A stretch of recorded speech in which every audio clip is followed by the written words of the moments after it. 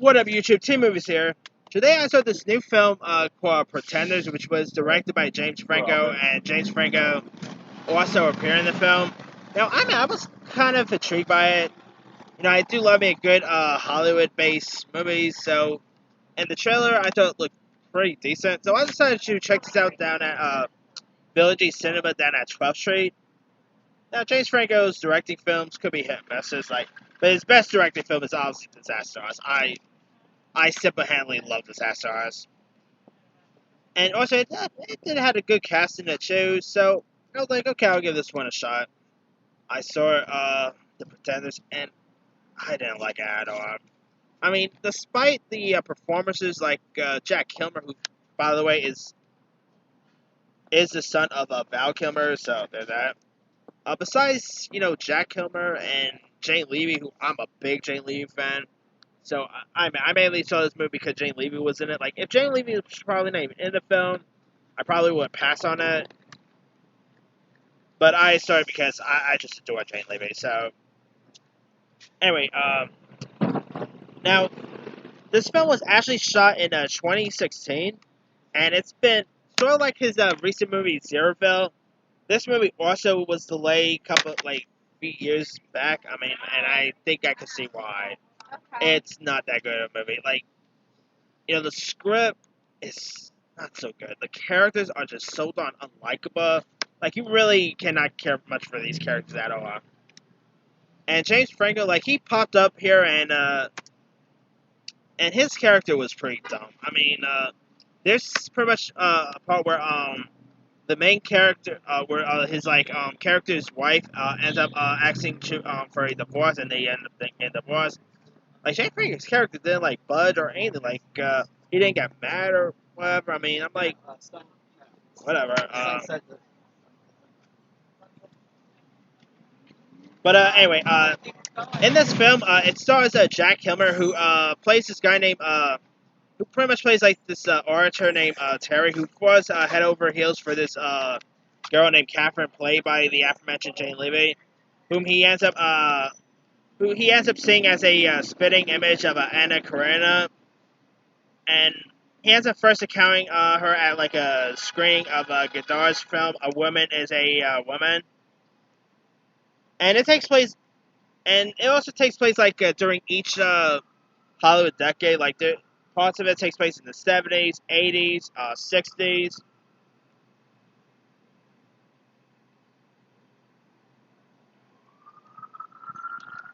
And you also got Terry's best friend, played by Shameik Moore, who, if you guys might not know, if you guys remember, he voiced hold on. Anyway, Shameik Moore is, of course, best known for the film Dope. He voiced Miles Morales in Into the Spider-Verse. Pretty cool actor.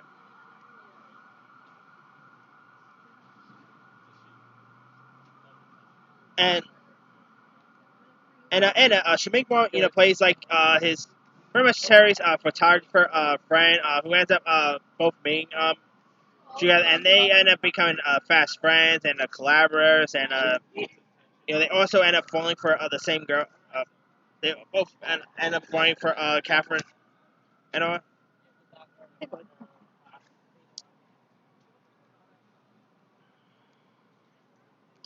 And there's like a love triangle that happens between them, so that.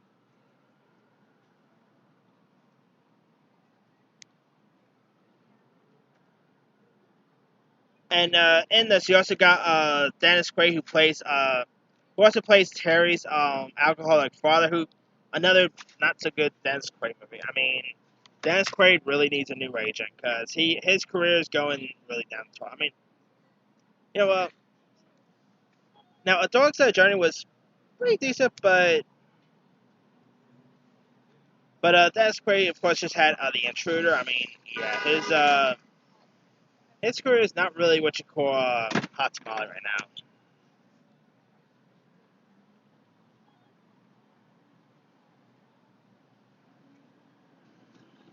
And so the film also has like a sort of has like a Me Too angle as well. So there's like, I mean, obviously this movie was shot before the Me Too movement went around, but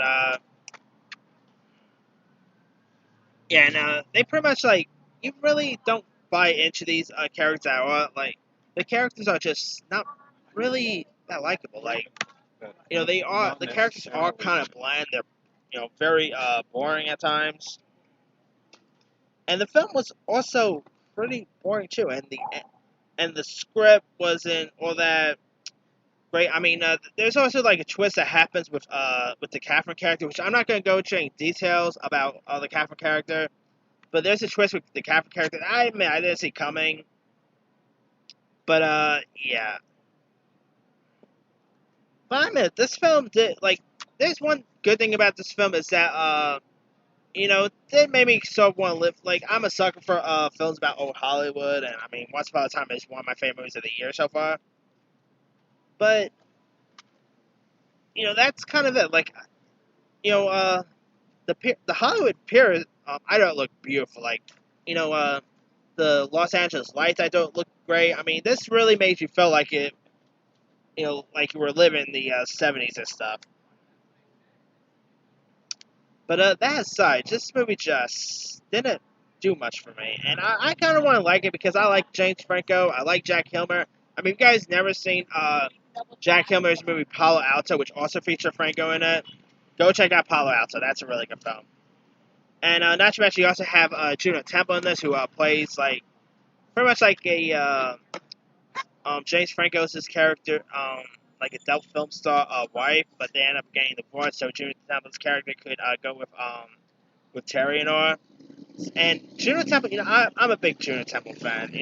Killer Joe, Dirty John. I think Juno Temple is awesome, and she was pretty good in her part. But like the performances by the cast wasn't bad. Like it didn't have bad performances, but just the characters were terrible. I mean, they were not all that likable. This movie literally made me almost fall asleep. I mean, it's not that good of a film, and like I said, I wanted to like it, but yeah, it is what it is. And I should mention Brian Cox is in this, and who doesn't love Brian Cox? But even his character was kind of wasted. I meant, and James Franco was kind of wasted too. So yeah. Anyway, let me leave it to you guys. Did you have a chance to check out Pretenders? If so, did you like it? Did you not like it? Have you even heard of the film? Because it's not really that big of a film, so not a lot of people have really heard of it. Anyway,